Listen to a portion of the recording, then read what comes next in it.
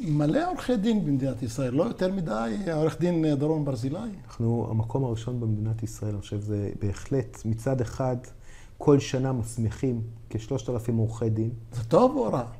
אני חושב שבסופו של דבר זה שאלה של מקצועיות. המטרה שלנו והדאגה שלנו, שכל מי שהוסמך למקצוע עריכת הדין יהיה מקצועי, רציני ואחראי, ויוכל לייצג בתיקים.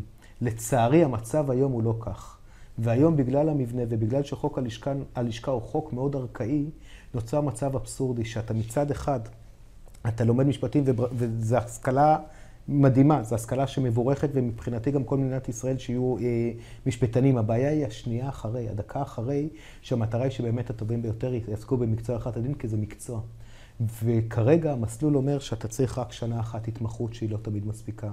המבחני לשכה לא... יותר מרפואה אתה צריך להשתלם? רפואה אנחנו ממש לא ב7 שנים ואנחנו לא ברפואה, אבל אני חושב שבשנה ברוטו לימוד משפטים זה לא מספיק, זה לא הופך אותך להיות מקצועי מספיק, ולצערי אתה מוצא את עצמך לאחר השנה הזאת הרבה פעמים לא כשיר לעסוק ישר ביום הראשון במקצוע, ואתה צריך עוד לעבור הכשרה מסוימת במשרדים או ללמוד את הניסיון ואת הידע שלך.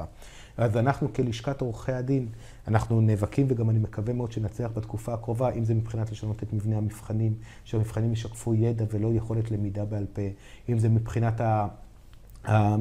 ההתמחות עצמה, אם זה מבחינת הפיקוח על ההתמחות, הרבה מאוד דברים שאנחנו כלשכת עורכי הדין פועלים, משנים כבר, וזה תוכניות עבודה במשרד המשפטים, שזה כבר בשלבים הסופיים, כבר עבר אישור ממשלה, ואני מאמין שזה יקרה בתקופה המאוד קרובה, לטובת הציבור. כי הציבור בסופו של דבר רוצה את העורך הדין הטוב ביותר, המוצלח ביותר, וברגע שהדבר הזה יקרה, ובאמת עורך דין, או לדוגמה מדברים על תואר שני, להסמיך עורך דין לתואר שני, ורק הטובים ביותר יוכלו להמשיך הלאה ללימודי המשפטים, כאשר בסופו של דבר המטרה היא שנקבל עורך דין שיכול לעזור ולסייע, ובאמת מיומו הראשון במקצוע יכול לבוא ולשרת את הציבור הרחב בצורה נאמנה.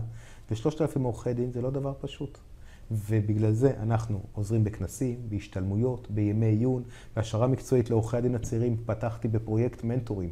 זה פרויקט מדהים שחברים בו אלפי עורכי דין, שמקבלים סיוע ועזרה מעורך דין ותיק, בכל שאלה, בכל בעיה, יש דלת פתוחה, וממש יושבים אחת לשבוע, אחת לשבועיים עם עורך דין בכיר, זה יכול להיות רם כספי ואלי זוהר, ועורך דין מכל מיני מקומות, וציון אמיר, והרבה מאוד עורכי דין שבאים ונותנים את החסות שלהם לעורך הדין, בכל סוגיה, בכל בעיה, ומסייעים לו. ופותרים הרבה משברים והרבה דילמות שעורך דין צעיר נתקל בהם. והכל במטרה לקבל את המקצועיות, את הכלים, כדי להעביר את זה לאזרח הרחב. כי עורכי הדין, בסופו של דבר, הם מרביתם, או אפילו זה, מקצוענים ומודעים ואחראים ורציניים, והאזרח יכול להיות גאה בציבור עורכי הדין.